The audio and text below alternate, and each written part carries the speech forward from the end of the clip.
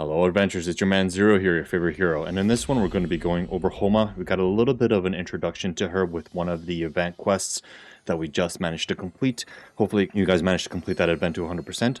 That said, let's hop in and take a look at her kit and see exactly what her abilities look like. Alright, so here we are. I already jumped into the event mission itself, and now we can actually go take a look at Homa. So we can't see what kind of weapon she has on her inventory or anything like that, which is a bit too bad.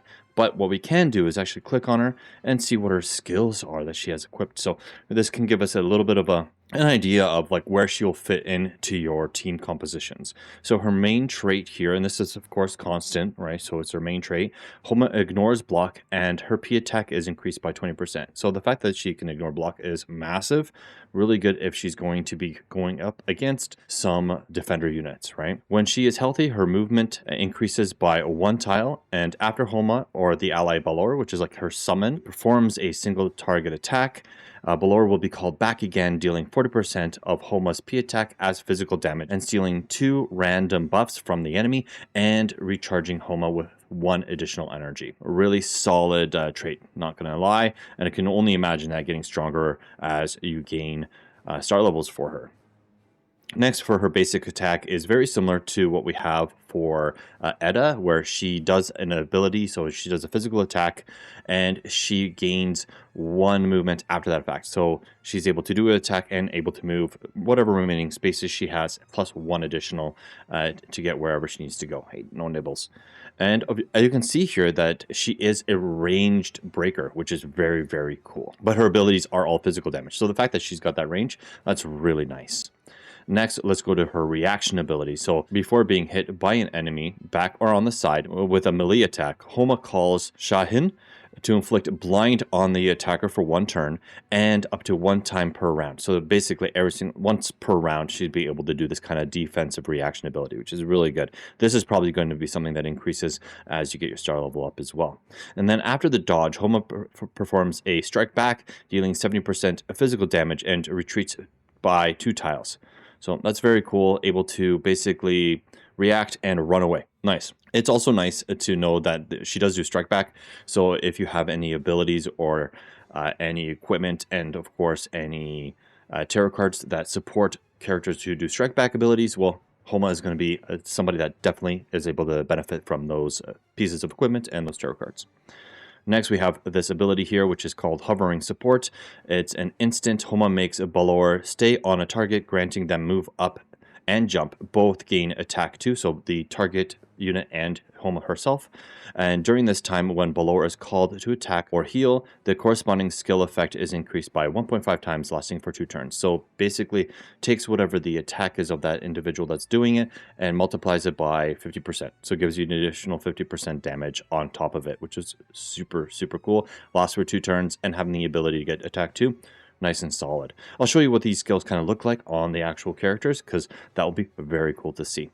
Next, we have the trait choice. So this is kind of similar to what we've seen now with Akambe and on Kokoa, where 1 skill gives you an ability of doing multiple skills within it. So we got Brutal Attack, and we have Cool Breeze. So Brutal Attack calls Shahin to deal 80% damage to a single target and inflicts blind on them, very similar to that reaction ability, and gives them pre-defense down 3, which is huge.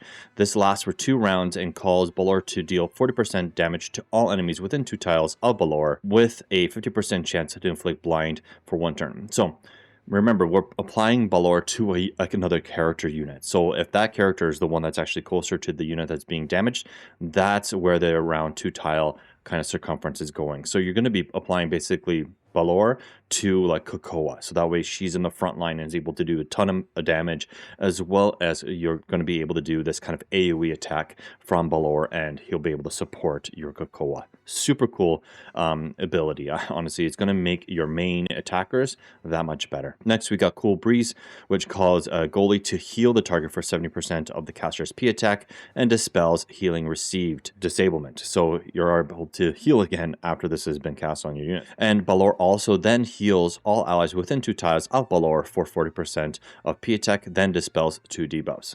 Super cool. And then finally, we have Harmony, which is a passive, and at the end of the turn, if basic attack or skill is used, heals all allies within 2 tiles of the character for 20% of P attack and dispels 1 debuff. Amazing. That is actually really solid because that's just another AoE heal ability that just casts after every single turn automatically. We're starting to see more and more of characters that are attackers with basically small heals. If you combine all of these characters in your party composition, you probably don't even need a healer because you're going to be able to heal so much just from having these end of turn heals, right? So super positive. And now that we've actually gone through these main skills, I'm sure she has others. These are just the ones that are recommended for this battle. We're going to go and take a look what they look like. So let's hop over here.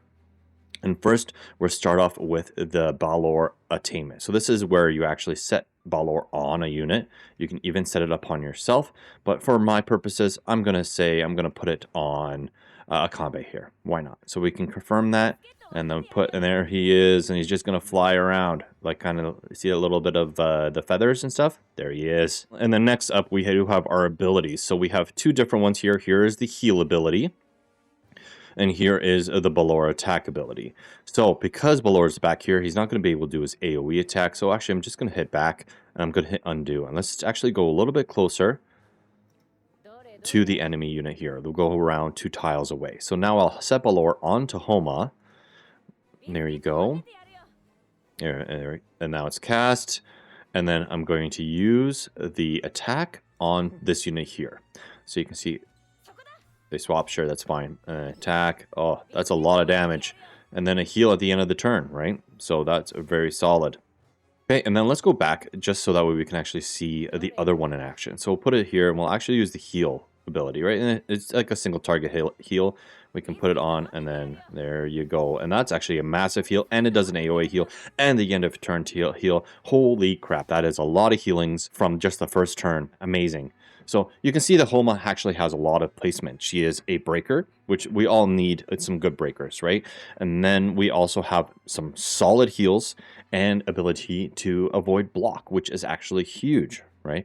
So yeah, I think Homa is going to be a really solid character for a lot of people, and I think that if she does appear within the next few banners, definitely, if you have the saved currency, go for it. She seems pretty good, and if not, she will be added to the general pool, and you can get her another day. And that's it for this video, guys. Hopefully you enjoyed it, and make sure to like, sub, and subscribe. I'll catch you guys later. Take care, adventurers. Be well.